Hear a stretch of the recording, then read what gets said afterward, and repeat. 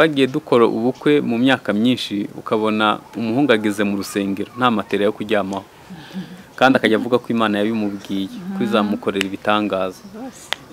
Ibyo bitangaza ni byiza ariko bizana kuremererwa kw'imitima ya bamwe b'abantu biteranyije, bibazanira kuremererwa. Ubundi realite y'urugo itandukanye cyane nuko abantu bayibwira, cyane cyane abasore. Nawe uzatekezana atawuvuga neza ibiberayo arakubwira ati birakomeye gusa. Urugo rwiza ni urugo rurimo umugabo n'umugore bashobora kwicara bakaganira, haba habayeho ikosa hakabaho gusabana imbabazi. Niba ugiye kubaka urugo wumva ko ugiye kugerageza n'ubundi ntiruzabaho, ni bigakoma gato uzahita ugenda. Kandi mu rugo umuntu agenda yiyemeje no gupfa. Ndavuga icyo byagusaba cyose. Uriya mugore umurebye ubona yari umukozi cyane, usanga ahantu hose ariyo, usanga mu rugo ariyo, yazindutse yagiye ku isoko arimo aracuruza, arimo araboha imyenda. Mbega amaboko y'uriya mudamu yanteye ubwoba cyane. Imibare ya 2019 nuko ingo 9,000 zasabye gatanya.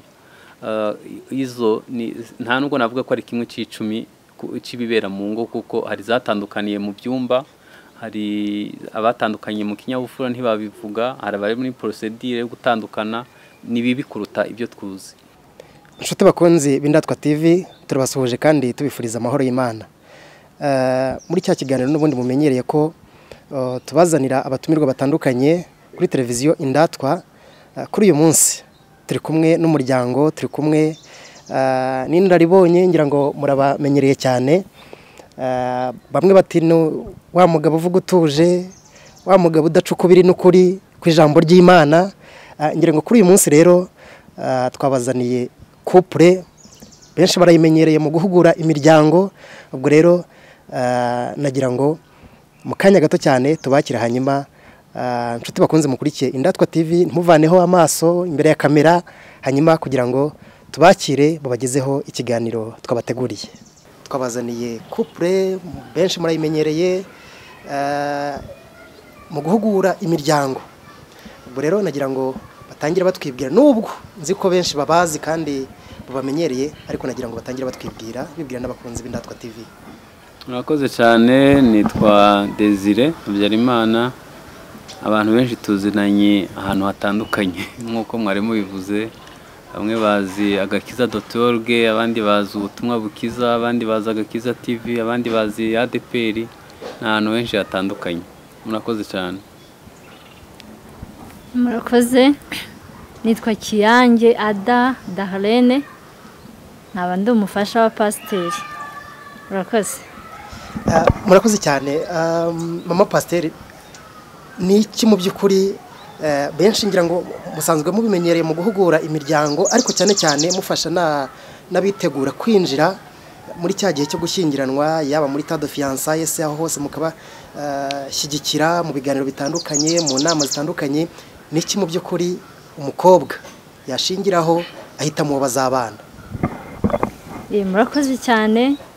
Numva ikintu nabwira umukobwa yashingiraho kugira ngo ahitemo umuntu bazabana, icyambere ni uko uwo musore agomba kuba akijijwe. Iyo uwo mukobwa akijijwe birumvikana, yarebera ku buhamya, akareba uko uwo musore yitwara, niba koko yubaha Imana, kuko abigiramo inyungu nyinshi iyo bageze mu rugo. Iyo uwo musore akijijwe biba byoroshye kugira ngo abashe guhinduka ku bintu bitameze neza. Agomba rero gushingira ku gakiza. Ikindi agomba gushingiraho ni urukundo, kuba amukunda, kuba amukunda. Ikindi cya gatatu ni ukuba afite gahunda y'ubukwe, atazamuheza mu kirere ngo akomeze ategereze ibitazabaho. Ibyo bintu bitatu abishingiyeho byagenda neza. Pasiteri Desire, bukunze kugaragara cyane mu nyigisho yewe z'abasore, yaba mu makaminuza atandukanye cyangwa se no hanze yayo, aho mukunze kujya mu kiganiro cyitwa ngo from singleness to marriage. Umusore witegura kurushinga cyangwa se umusore we n'iki yashingiraho ahitamo umukobwa bazabana? Murakoze cyane. Nk'uko Madamu yarabivuze, yavuze ibintu by'ingenzi: kuba akunda umukobwa, kuba akijijwe, kuba afite gahunda y'ubukwe. Ikindi nagira ngo nongereho nuko aba yubatse neza imbere muri we mu gice cy'umwuka, ubwo ni kuri bombi, mu mwuka, mu marangamutima no mu mubiri. Hari igihe umuntu aba akijijwe akunda Imana yego, ariko akaba afite amarangamutima yakomeretse. Uwo muntu ntashobora kuzatanga icyo atahawe. Umuntu atanga ibivuye mu bubiko bwe. Ashobora kuba mukunda yego, ntawe ashaka kuta watakunze, ariko umutima ukomeretse akazamusangiza ibikomere, urugo rukaba rubi kubera amarangamutima akomeretse. Hanyuma murabizi ko abantu bakomerekera ahantu hatatu: mu muryango, muri sosiyete no mu byaremwe cyangwa ibidukikije. Hari igihe umuntu aba arakuriye mu muryango ugwana, utote, hari ihohotera, nta rukundo, nta gaciro, nta kubahwa, nta cyizere. Uwo muntu nubwo akijijwe ariko ntazabona icyo asangiza umugore n'abana. Rero ni byiza ko aba akijijwe, ni byiza ko aba afite gahunda y'ubukwe, ni byiza ko aba yubatse neza kugira ngo azabashe kubaka urugo rwiza. Rero yaba umuhungu yaba umukobwa yakagombye kuba ameze atyo. Ariko ikindi nakongeraho nkurikije aho igihe kigeze nuko aba ari umukozi, kuko ikiguzi cy'ubuzima kiri hejuru ku buryo umusore asabwa ibintu byinshi n'umukobwa kugira ngo babeho. Kare umugabo yakoraga wenyine hanyuma agatunga umuryango, ariko birasaba ko bose bashakisha kugira ngo baterateranye ubuzima bwemere. Rero agomba kuba atari umunebwe, agomba kuba ari umuntu ufite icyerekezo, atari umuntu gusa ubyuka akanywa icyayi akaryama cyangwa akigendera cyangwa akirirwa kuri social media, agasa nkaho arongoye kugira ngo akore imibonano mpuzabitsina ihoraho, kugira ngo nawe agire ahaba niba yarabaye mu ngo z'abandi. Mu by'ukuri ukabona nta gahunda, nta cyerekezo cy'igihe kirekire. Rero ntekereza ko ibyo nibyo navuga yenda by'ingenzi ikindi nakongeraho ni umuntu akwiye kuba atari umuntu uhindagurika mu myizerere. Uyu munsi yakijijwe, uyu munsi yagiye nawe agahora avangavanga imyizerere, ukabona nta gahunda afite mu kubaho kwe. Akwiye kuba ari umuntu uhamye ku byo yizera. Kubera iki? Ndashaka kuvuga ko umugabo agomba kuzuza inshingano 5. Rero abasore bazakurikira Indatwa TV bakareba iki kiganiro, akwiye mbere yuko ajya kubaka urugo, akwiye kubanza kumenya ko ari umuntu uzabazwa byose. Simvuze ko afite byose, ahubwo agomba kuba yarateguwe ko azatanga byose. Hanyuma ikindi agomba kuba ari umuntu yiteguye kuba papa w'abana, yiteguye kwakira umwana mu mwuka, mu marangamutima no mu mubiri. Yakagombye kuba ari umuntu nanone yiteguye kuba pasiteri w'urugo. Yakagombye kuba nanone ari umuhanuzi, ari umuntu yatura neza ku bana be, ku mugore we, adahora abuka inabi ngo basangize bya bikomere. Icya 5 agomba kuba ari umurinzi. Mu ngo bya Edeni Imana yabahaye inshingano 2: kwihingira no kwirinda. Rero ntekereza ko yaba umuhungu yaba umukobwa agomba kuba yubatse neza muri ubwo buryo kugira ngo azavemo umugore muzima cyangwa umugabo muzima. Mama Pasiteri, araho muvuze muti akwiye kuba ari umusore utazarambika. Ubundi nshingiye kuri icyo ni tado fiançailles nziza cyangwa cyagiye cyo kurambagiza cyiza cyakabaye nk'igihe kingana iki mu by'ukuri? Byibuze imyaka 2. Ubwo ngubwo abo bantu babiri baba bamaze kumenyana ku buryo bageze mu rugo hatabaho kwibazanyaho. Iyo gahe kabaye gatoya, hari igihe usanga habayeho amakimbirane ashingiye kuko bateye, kuko batagize umwanya munini rero wo kuba babana mu gihe cya fiançailles, ugasanga ntibaziranye. Bagera mu rugo hakaba amakimbirane akazi. Ariko burya fiançailles irafasha, uko bamarana iyo minsi bagenda bamenyana, ariko nanone ntibibe birebire ngo birenze igihe. Byibuze bikaba nka hagati y'imyaka 2 n'5. Byaba ari ibyo urebye. Pasiteri, umusore avuye muri cya gihe cya tado fiançailles cyangwa se cyo kurambagizanya, afashe umwanzuro wo kuvuga ngo ngiye gukora ubukwe. Ni bihe bintu by'ingenzi uwo musore yagakwiye kuba yujuje kugira ngo avuga ati cya gihe cya fiançailles nkivuyemo, mfashe umwanzuro wo kujya gukora ubukwe wo kuzana wa mukobwa twakundanaga tugiye gukora ubukwe nibihe bintu mu by'ukuri by'ingenzi uwo musore yagakwiye kuba yujuje?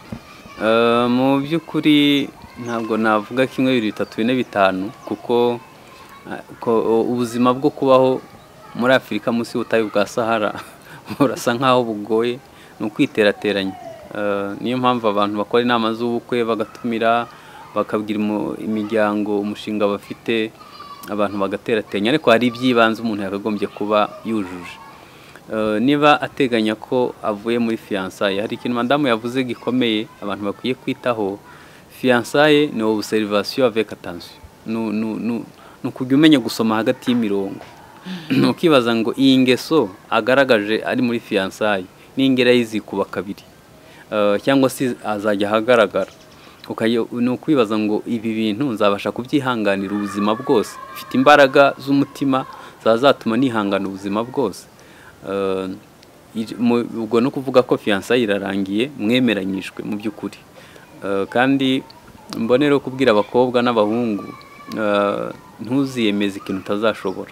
Niba wumva udafite imbaraga zo kubiterura, niba yaguciye inyuma mutarabana ukabona ni inshuti n'abandi bakobwa cyangwa n'abandi bahungu, bibyo bitagutendeka, ntutekereze ngo nugerayo ngo azabicikaho, ahubwo azaba abonye noneho uburyo. Hanyuma fiançailles irarangiye, hagize igihe cyo gushingirwa. Hari ibyibanze umuntu yakagombye kuba afite.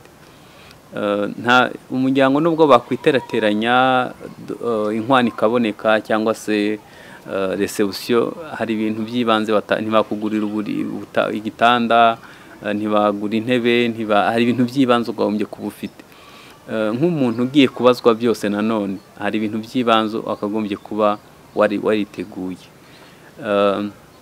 Ibyo ni mu bijyanye no gushingirwa bisanzwe. Ikindi nanone ni hari igihe dufata ibifadika gusa. Reka mansubira inyuma ho gato. Twagiye dukora ubukwe mu myaka myinshi, ukabona umuhungu ageze mu rusengero nta matera yo kuryamaho, kandi akajya avuga ko Imana yabimubwiye ko izamukorera ibitangaza.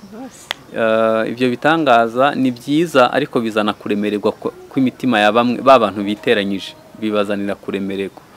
Hano natanga inama imeze gutyo. Ngewe nigeze kujya kuyobora, nagiye mu maparuwasi menshi, sinshaka kuyivuga izina, ariko nabonye ibintu bitangaje. Nahasanze abantu bishingira ku kigero ntarabona. Buri gaburo twashira inyuma, abantu nyuma y'itorero bishingiye, birambabaza. Noneho ntanga itangazo ndababwira abasore bose bashaka gushingirwa tuzabateranyiriza, tubakorere reception batahe. Baranga barishingira. Noneho nyuma yaho ndababwira noneho ubu umuntu azashaka gushingirwa nzamusanga mu rugo, musezeranirize mu rugo, nta bidasabye agatimba, bidasabye ikanzu y'umweru, bidasabye ikintu na kimwe, ariko mwe kwishingira. Ubwo barabikora. Ubu ukabona ni uburyo bubatse imbere muri bo. Gusa kimwe mu bitera abantu kwishingira nuko bavuga ubukene cyangwa se bagakora, hari impande ebyiri. Harabumva ko badafite ubushobozi bakishingira, hari n'abandi bihanika bagakora nk'ibyo babonye barunaka bakoze. Ntekeza ko umuntu akwiye kujyamo hagati akareba ubushobozi afite, agatumira abantu. Turashima ubu ngubu covid nubwo yazanye ibibazo byinshi, ariko hari n'ibyo yakemuye, kuko bafashe umubare w'abantu 30, ubu ntibigoye kubakira.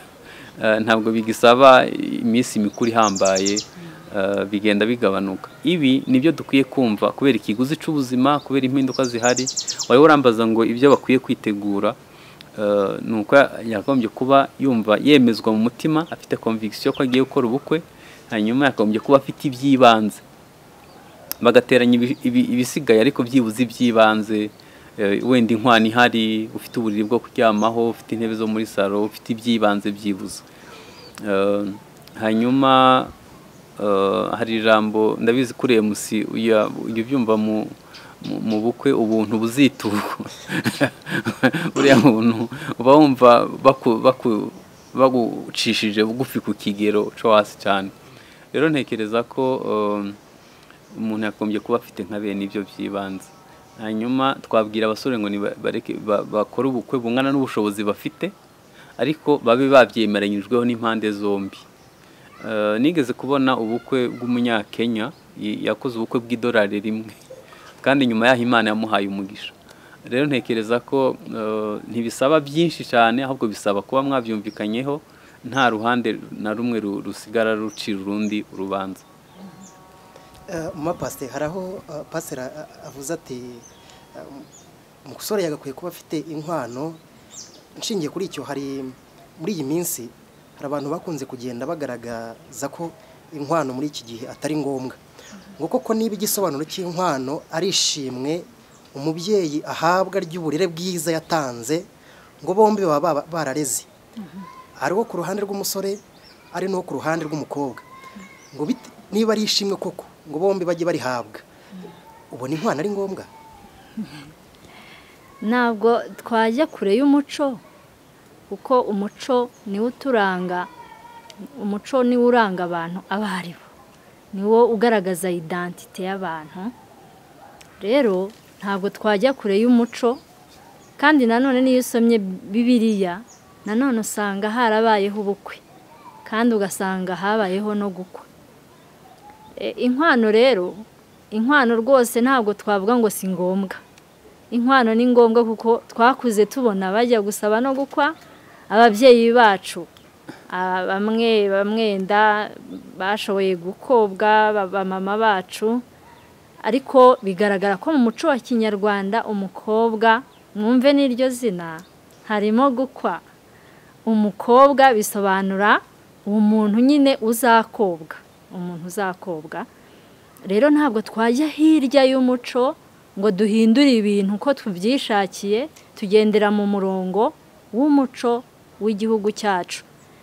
Nanone ikindi kintu nabonye muri Bibiliya, Aburahamu yigeze atuma igisonga cye gusaba, biri mu Itangiriro ibice 24 ku murongo wa 53. Ubona ko uwo muntu Aburahamu yatumye gusabira Isaka yatanze inkwano, ngo yatanze ibintu by'igiciro, ibintu by'izahabu, ifeza, yahaye Rebeka, aha na musaza we, ngo aha n'ababyeyi bose yabahaye inkwano. Rero nk'umukristo, umuntu ukijijwe, nta hantu wabona uhagarara wisobanura ko nta nkwano watanga, kuko ugiye muri Bibiliya usanga gukwa. Aburahamu murabizi ko ari sekuruza w'abizera, yatanze inkwano kugira ngo abone Rebeka. Uje mu muryango wa Kinyarwanda nabwo usanga inkwano ihari, kuko uwo utwaye deja yitwa umukobwa, ni umuntu ukobwa. Rero uwashaka kubihindura ntabwo yabona aho ashingira kugira ngo ahindure iryo jambo. Inkwano rero ni ngombwa rwose. Pasiteri, umusore udakoye ubukwe ni bwaba? Bwaba, ariko bwasiga umugayo. Bwasiga umugayo kuko usibye Aburahamu yakwereye umuhungu we, na Yesu nawe yaradukweye, kandi adukwiye ikiguzi kiri hejuru, amaraso. Rero ntekereza ko reka tureke, ubundi Bibiliya ntabwo isenya umuco w'abantu, ahubwo ifata ibyiza ikabiteza imbere. Nta muco n'umwe wo ku isi hatarimo gukobwa, nta n'umwe. Bitandukana gusa uburyo bikorwa, ariko hose birakogwa, ni ishimwe ry'ababyeyi. Hanyuma ahubwo umuntu icyo twatangaho inama, umuntu ajya akora ibingana n'ubushobozi afite. Imiryango yombi yumvikane, bakore ibingana n'ubushobozi bafite, hatabayeho kuremerana. Nanone umuhungu ntibamusabe ibiruta ibyo ashobora kubona, ariko nanone dutekereze ko uwo muntu azakora dote, dutekereze ko uwo muntu azazana ibishingirano ku isoko. Iyo urebye ngira ngo ubu ngubu abantu bakwa amafaranga menshi cyane, ni miliyoni 2. Iyo ugiye ku isoko kugura ibishingiranwa urumigwa, ibiciro byari ku byinshuro nyinshi. Nekereza ko abantu bakwiye gutekereza ibyo byose, ntibumve ko ari amafaranga baha iwabo w'ababyeyi, ahubwo agaruka nanone mu rugo rw'abana. Kandi baba barakoze, baba bazakora ibintu byinshi kugira ngo urwo rushigikire urugo rubeho. Rero dukwiye guhindura imyumvire ku bijyanye no kubikora, tukabikora dukurikije ubwumvikane bw'imiryango yombi. Nicyo ariko nanone wenda niba umukobwa azana ibishyingiranwa cyangwa se ibirongoranwa, umusore nawe aba yubatse inzu, umusore aba ari bukoresha nawe resebusiyo n'ibindi byinshi. Akenshi usanga nyine umusore uvuze ngo ibyo kuzana byo wasanga ahubwo umusore ari wakoze ibikomeye, kuko nk'inzu agaciro kayo usanga kari hejuru cyane, ba resebusiyo se ugasanga n'ubundi igiciro cyayo gihwanye n'ayo umukobwa yakoresheje muri dote. Aho ngaho urumva bose badahuje umutwaro. Urakoze. Nagira ngo tubanze tugaruke ku nzu.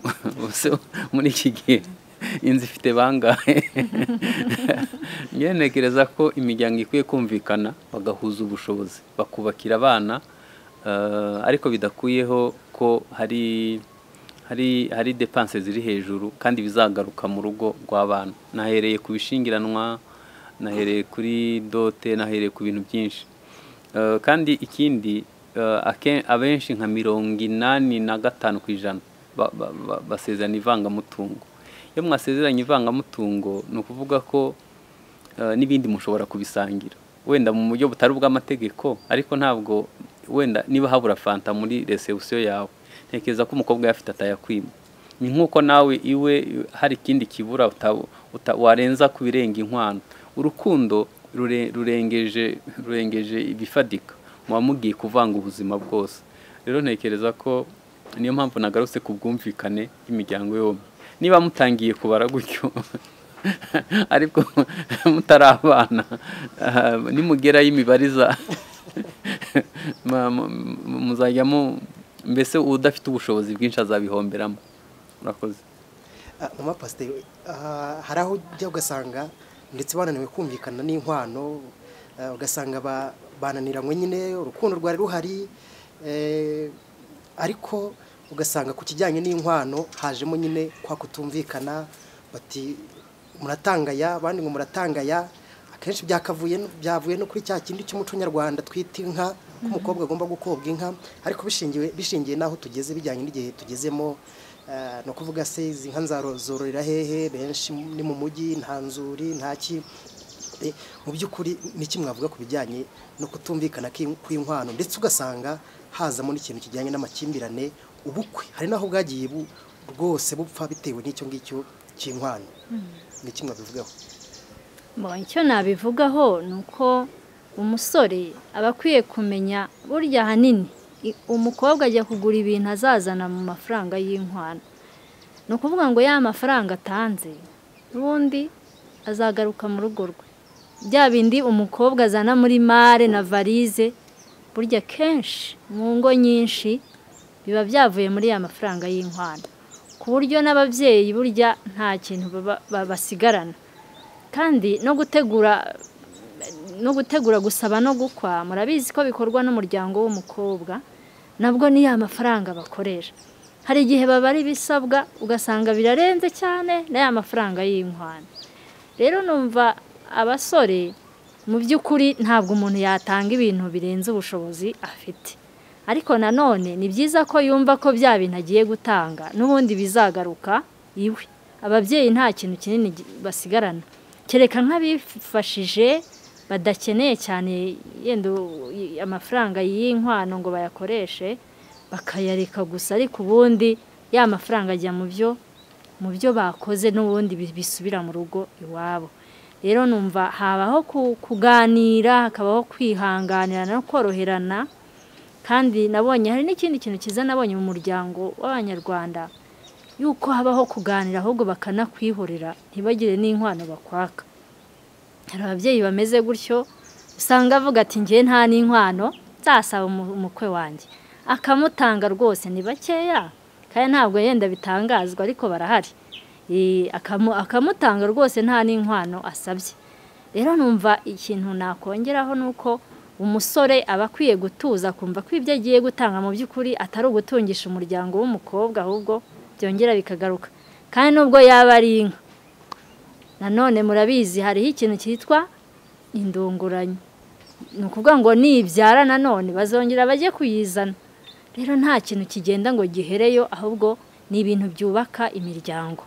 Rero ntabwo umuhungu yakagombye kumva ko bimuremereje cyane, ariko nanone icyo nasaba abakobwa nanone be kumva yuko bazajya gushaka abasore baca amafaranga menshi, kuko nanone ni ibyubaka urugo. byaba byiza kumvikana kuganira abantu ntibananizanye kubera inkwano ahubwo bagakora ibintu byunga imiryango. Yego. Umukobwa abaye afite ubushobozi, afite akazi keza, arahembwa rwose neza, umusore ndetse ugasanga nta n'akazi afite cyangwa se n'akafite karaciriritse cyane, umukobwa akaba nk'umushahara ahembwa yamukuba nk'inshuro 3. Umukobwa afashe amafaranga akaba yayaha umusore ati ngwino ujye kunkwa, yaba yishe umuco. Yewe icyo kintu rwose ntabwo kiri mu muco wa Kinyarwanda, ntabwo cyari cyahagera. Yenda ngira ngo hari imyaka bizabaho ariko ntabwo cyari cyahaba. N'uwabikora yabikora mu ibanga ku buryo bitamenyekana pe, kuko bimenyekanye byagaragara nabi. Mu muco wa Kinyarwanda ntibibaho. Umusore uko yaba ameze kose azana ibyo afite, umuryango wakira ubushobozi bwe iyo ari abantu bashaka kumushyingira koko. Rero icyo kintu rwose ntabwo twahamya ngo cyakorwa mu muco wacu, ariko wenda hari ibindi bihugu bikorwamo umukobwa akikwa, ariko mu muco wa Kinyarwanda byari bitarabaho. Pasiteri, tumaze kubona kuva muri cya gihe cya fiyansaye tugeze noneho muri ya myiteguro y'ubukwe nyirizina, ari imbere y'ubukwe, mu bukwe nyirizina, mu gukora ubukwe na nyuma yabwo, ni hehe umusore n'inkumi bagashyize imbaraga cyane? Fiyansaye niyo ukwiye gushyirwamo ingufu, kuko urufatiro mwubakiyeho ni ngo ruzagena urugo muzabaho. Niba mutangiye gusambana mukiri muri fiyansaye, ubwo bivuze ko icyizere cyose gihita kiyoyoka. Nimubwira ntazigera kwizera, bishobora no kuba impamvu yo kwakuzinukwa, kuko Bibiliya avuga ngo Amunoni igihe yaryamana Tamari ngo urwango yamwanze rwikubye inshuro nyinshi. Habaho ibintu byinshi, niho hantu ho gushinga agati mu gihe cya fiyansaye. Umuntu akumva ko kagiye kubaka urugo, kandi rwubatse muri bya bice bitatu: mu mwuka, amarangamutima n'umubiri. Hanyuma ubajije ikintu gikomeye, kuko abantu benshi cyane cyane abakobwa bafata bo basurinya umunsi wa mariage, kanzu y'umweru, kwifotoza, nico kintu aba yarashize mu mutwe, ariko yageze yaricuza kuko asanga ibyo yibwiraga bihabanye. Ubundi realite y'urugo itandukanye cyane nuko abantu bayibwira, cyane cyane abasore. Nawe uzatekezana atawuvuga neza ibiberayo, arakubwira ati birakomeye gusa. Aba ariyo nta rugo rusa n'urundi ku isi, buri rugo rwose rugira umwihariko wago. Ntekereza ko abantu bakwiye kumenya ngo ibyo ngiyemwo ndabizi, ndumva nemeranywa n'umutima wanjye ko ngiye kuba umugabo, ngiye kuba umugore, ngiye kuba umutima w'urugo. Abantu niho ho kwitondera. Mama Pasiteri, hari ijambo rijya rikunda kuvugwa cyane ngo urugo rwiza ni nk'ijuru rito. Ubundi urugo rwiza rumeze rute? Urugo rwiza ni urugo rurimo umugabo n'umugore bashobora kwicara bakaganira. Haba habayeho ikosa hakabaho gusabana imbabazi. Urwo ni rwo rugo rwiza. Umugabo n'umugore bagasengana Imana, bakasengana, kandi hakabaho kumvikana ku byo bagiye gukora. Urwo ni urugo rwiza. Ntabwo bivuga ngo ntibazahura n'ibibazo, ntabwo bivuga ngo ntibazakimbirana yenda habaye akabazo, oya. Ahubwo ruba rwiza iyo bashobora kwicara bagasubiramo ikibazo, haba habayeho kubabazanya, bagasabana imbabazi. Ubwo ngubwo ikibazo kikavaho bagakomeza ubuzima. Baba bagiye gukora ikintu bakabanza bakacyumvikanaho, bagafatira hamwe umwanzuro, haba ari ibyifuzo bakabisengera bari kumwe. Numva urwo ari rwo rwiza, ari rwo rugo rwiza. Pasiteri, ngira ngo mufite uburambe cyane cyane mu guhugura imiryango, ariko muri iki gihe usanga divorce cyangwa se gatanya zaragwiriye. Iyo murebye musanga biterwa n'iki? Biterwa n'ibintu byinshi. Icya mbere ni uko habaye umuco urahinduka ubu muri iki gihe. Uko abantu kera ntabwo twavuga ngo abantu bari gusa bari abantu bihangana, bari bafite indangagaciro. Iyo umuntu yajyaga kubaka yumvaga avuga ati ngiye kubaka, nta mpamvu n'imwe izankurayo. Ariko muri iki gihe umuntu agenda agiye kugerageza, cyane ko yari afite abahungu bamutereta 5, agahora bagereranya, cyangwa yari afite abakobwa 5 bose yabwiye ko akunda, agahora bagereranya. Ikindi ni uko gatanya zishingira kuko umuntu yubatse imbere muri we. Niba ugiye kubaka urugo wumva ko ugiye kugerageza, n'ubundi ntiruzabaho, ni bigakoma gato uzahita ugenda. Kandi mu rugo umuntu agenda yiyemeje no gupfa. Ndavuga icyo byagusaba cyose, nk'umushobora kubana n'umuntu, nzi umuntu yakoze ubukwe nyuma y'amezi 2 akora impanuka ahita abaparariza igice cyose. Ni ukuvuga ko nta kindi na kimwe yari ashoboye mu rugo, ariko bari nyene yasabwe kumwihanganira. Mushobora kubana agahita ahura n'ubugwayi budakira, ashobora gukora impanuka, ashobora kuba umushomeri, ashobora guhura n'ikindi kintu icyo ari cyo cyose. Iyo wagiye wiyemeje, ni ukuvuga ngo iyo biguhiriye biba ari byiza, ariko nunahura n'ibikomeye usabwa kubyihanganira. Rero dufite abantu bo muri digital bazi ko ibintu cyose ari ugukandaho. Urugo ntibakandaho, ni ibintu bigusaba ni pratique, bigusaba kwihangana, bigusaba kubikora bikaba ubuzima bwa buri munsi. Niyo mpamvu umuntu akagombye kuba yiyemeje. Rero kimwe mu bitera divorce harimo kuba umuntu yubatse nabi, harimo kuba abantu batakijijwe. Ndavuga kuko iyo umuntu acinye umundi akamukubita agakora ibintu nka bene ivyo, nuko haba harimo ikibazo cy'agakiza.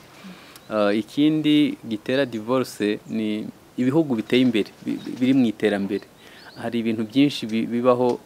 Kimwe mu bizamuka ku mubare uri hejuru harimo gutandukana kw'ingo, ku buryo mu bihugu biteye imbere ubu ngubu iyo hubatswe ingo 10, 8 zose zirasenyuka. Gutandukana kw'ingo kuri ku kigero kiri hejuru. Ntabwo turagera ku bihugu nk'iby'Uburayi, ariko hano imibare ya 2019 nuko ingo 9,000 zasabye gatanya. Izo nta nubwo navuga ko ari kimwe cy'icumi cy'ibibera mu ngo, kuko hari zatandukaniye mu byumba, hari abatandukanye mu kinyabufura ntibabivuga, hari abari muri procedure yo gutandukana. Ni bibi kuruta ibyo twuzi. Uhita utekereza noneho mu myaka iri imbere ho uko bizaba bimeze.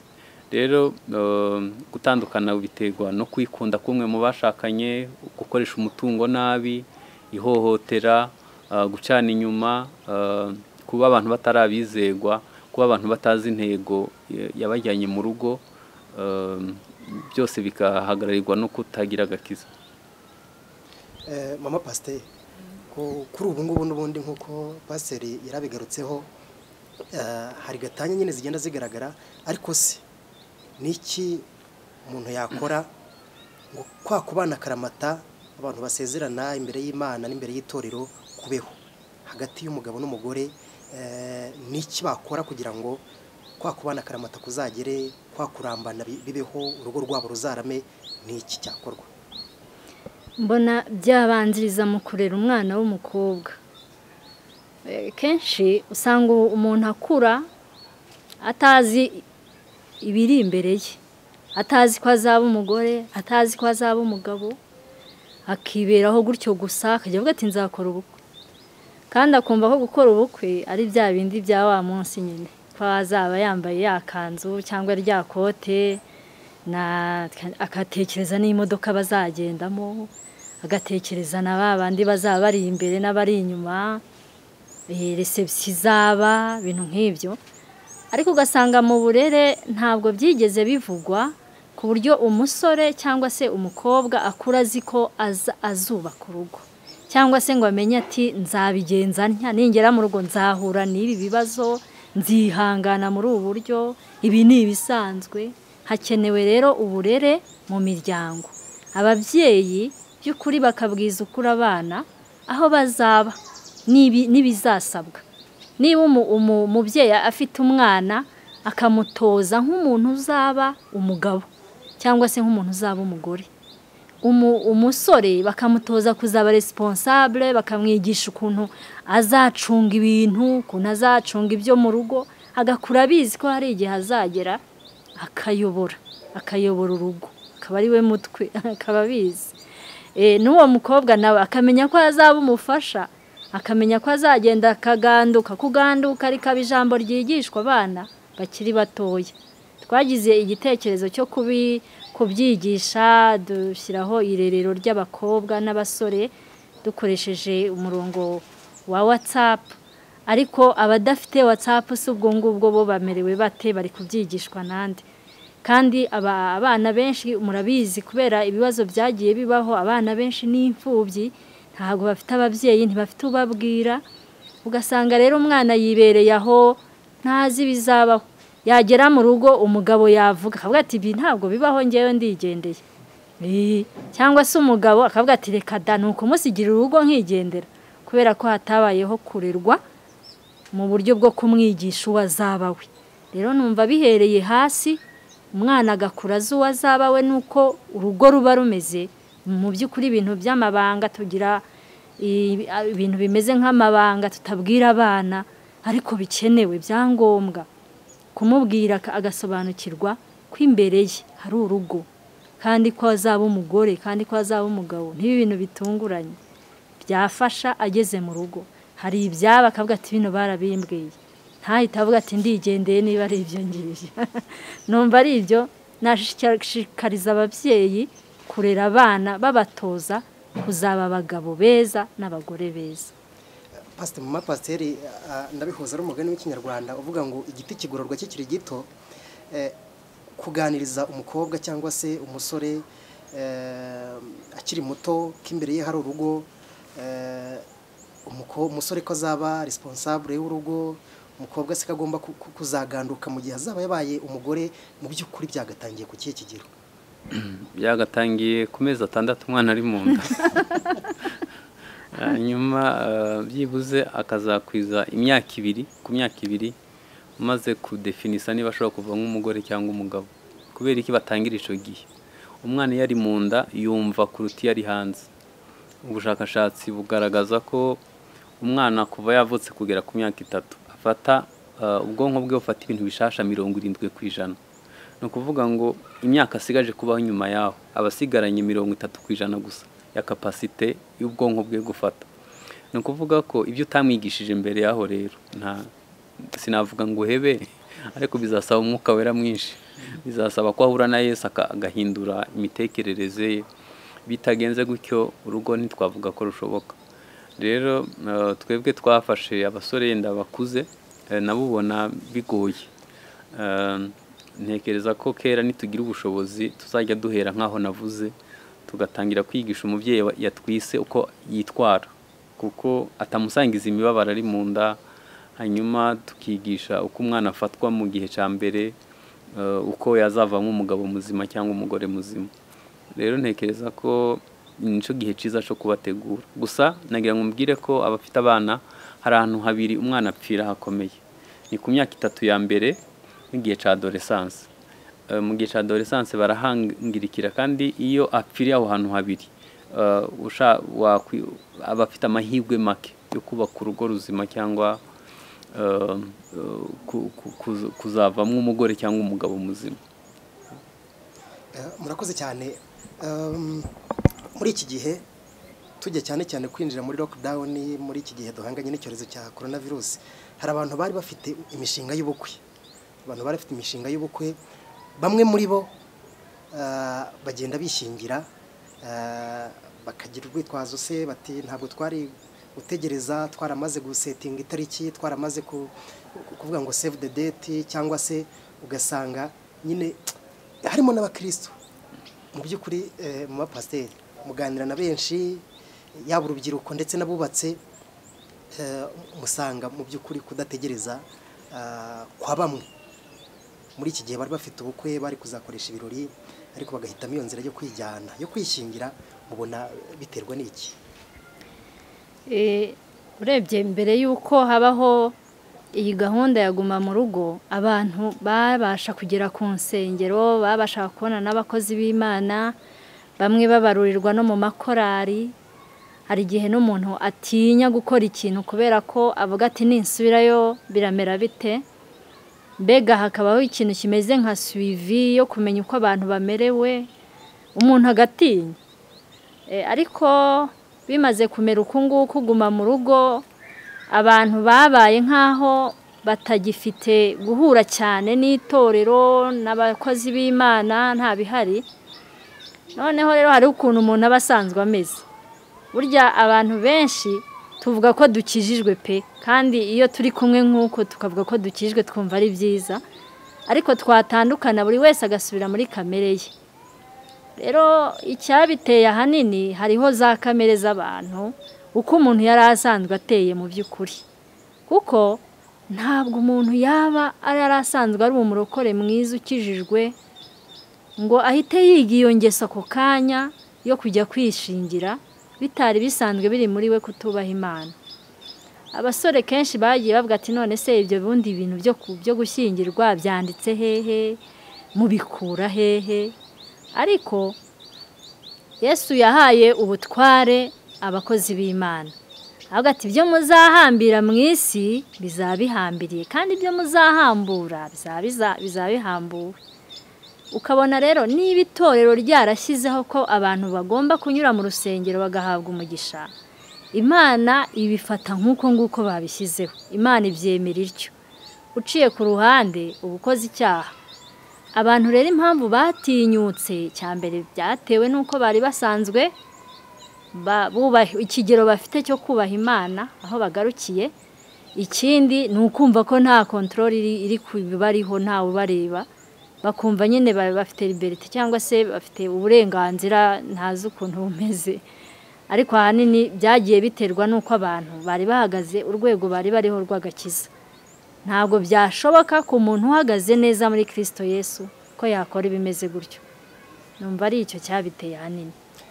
Pastor, iyo bagiye gusezeranya umukwe n'umugeni nyine birumvikana, hari ijambo abashumba babanza kubaza imiryango yombi yuko niba ibisabwa byose mu miryango barabitanze, ariko muri iki gihe hariho ko hagomba gukorwa nyine mariage religieux, bagaca mu rusengero bagasezerana, ndetse ubwo ndavuga no mu rukiko barasezeranye imbere y'amategeko hanyuma bakanasezerana imbere y'Imana. Ariko abashumba hari ijambo bakunze kubaza imiryango niba koko ibisabwa byose barabikemuye, ndavuga cyane za nkwano, kwa guca mu irembo se n'ibindi byose bisabwa bibanziriza ya mishinga, kwa gusezerana imbere y'Imana. Kuri ubu ngubu ko turi mu mbogamizi z'iki cyorezo cya coronavirus, icyo gihe bigenda bite, rya jambo ryasimbuwe n'irihe? Ntekereza ko Minisitiri w'ubutegetsi bw'igihugu yavuze ko abantu batari bwasabe ngo bakwe baba bihanganye bakazabikora nyuma ya Covid. Urabona ko mu by'ukuri Covid yaje kugaragaza abo turi bo.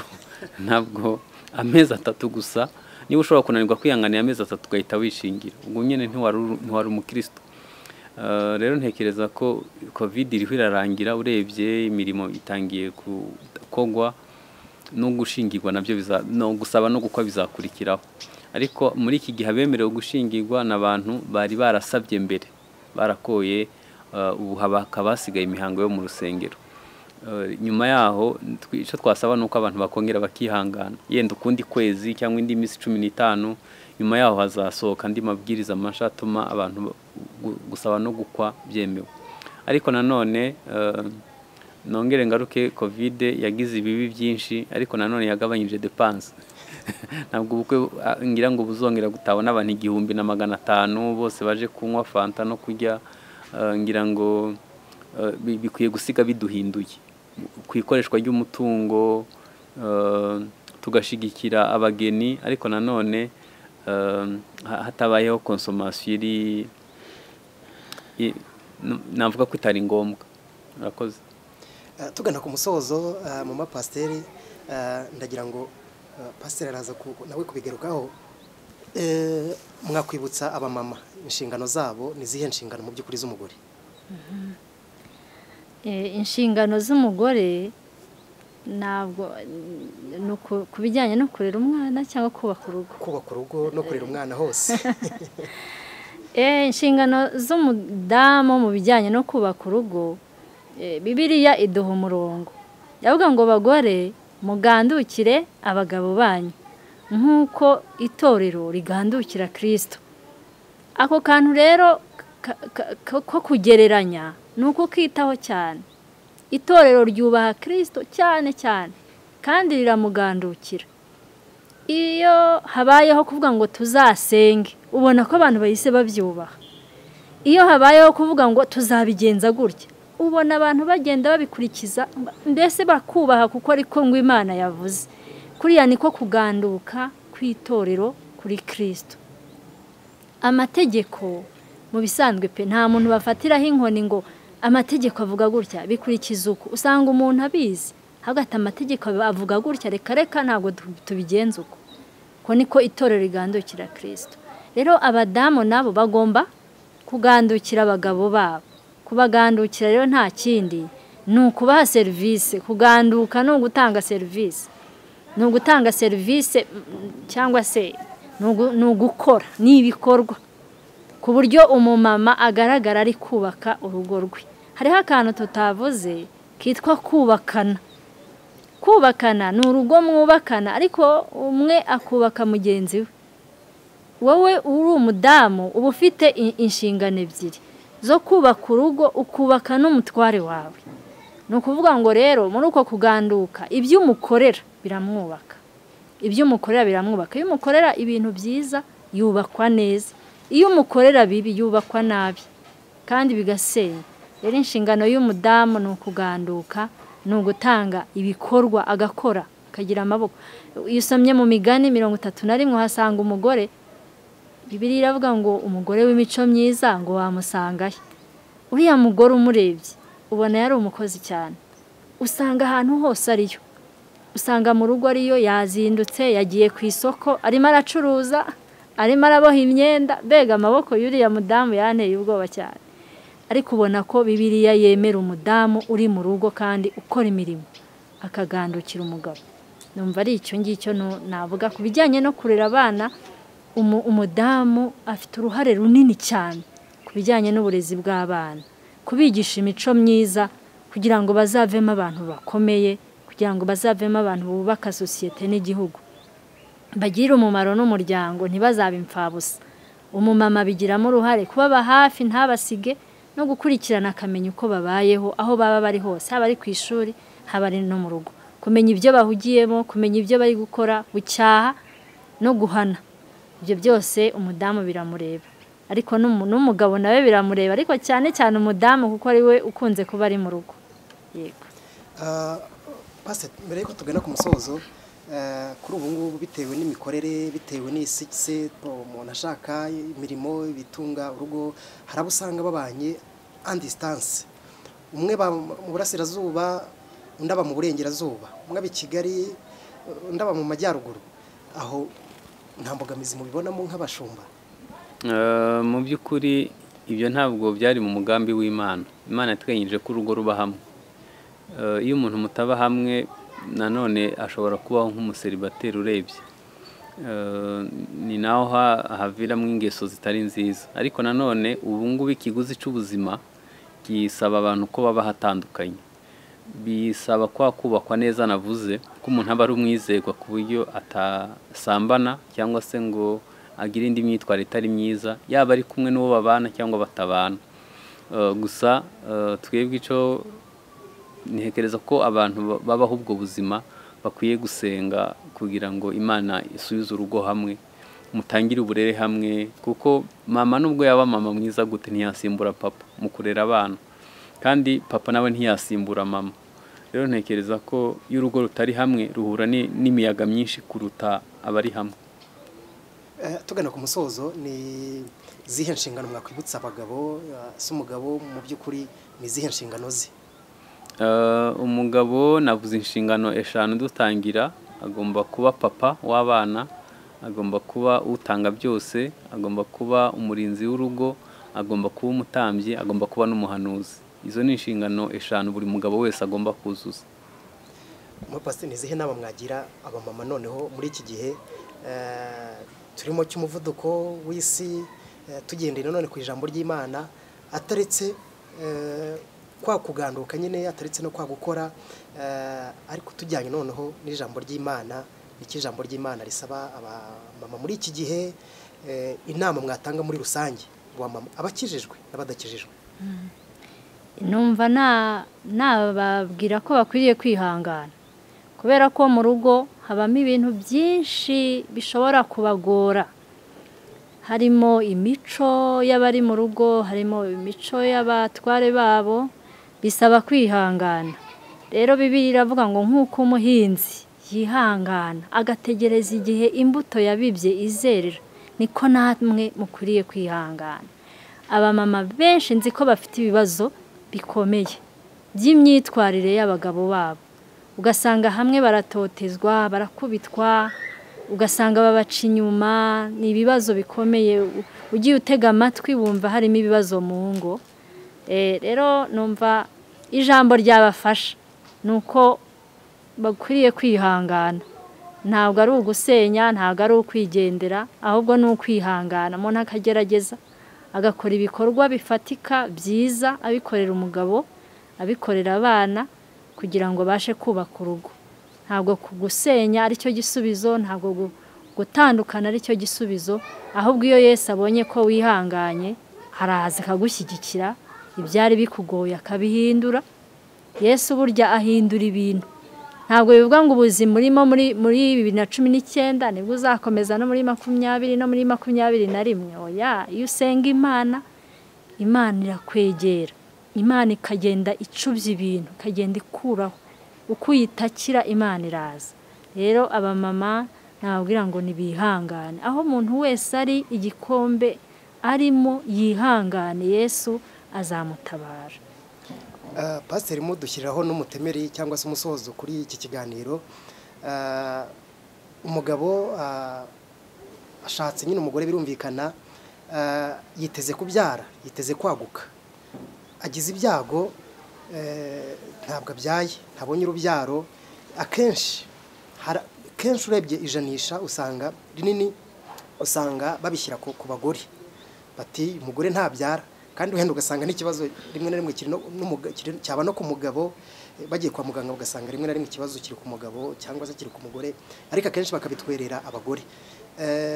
Ni izihe nama mwagira bene abo bagabo cyangwa se bene izo ngo, n'inama mwagira abagabo muri rusange, yaba abagize amahirwe yo kubyara n'abatarayagize, inama mwagira abagabo muri rusange muhereye kuri icyo? Murakoze cyane. Ijambo no guhindura imyumvire, cyane ko ubu ngubu medicine yateye imbere ku buryo batabitwerera umugore ko ari utabyara.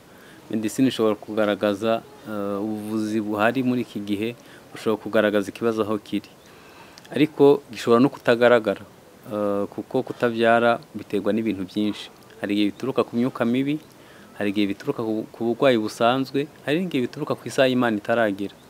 Rero ntekereza ko ikintu gikomeye ni uko umugabo n'umugore baba umwe muri icyo kibazo.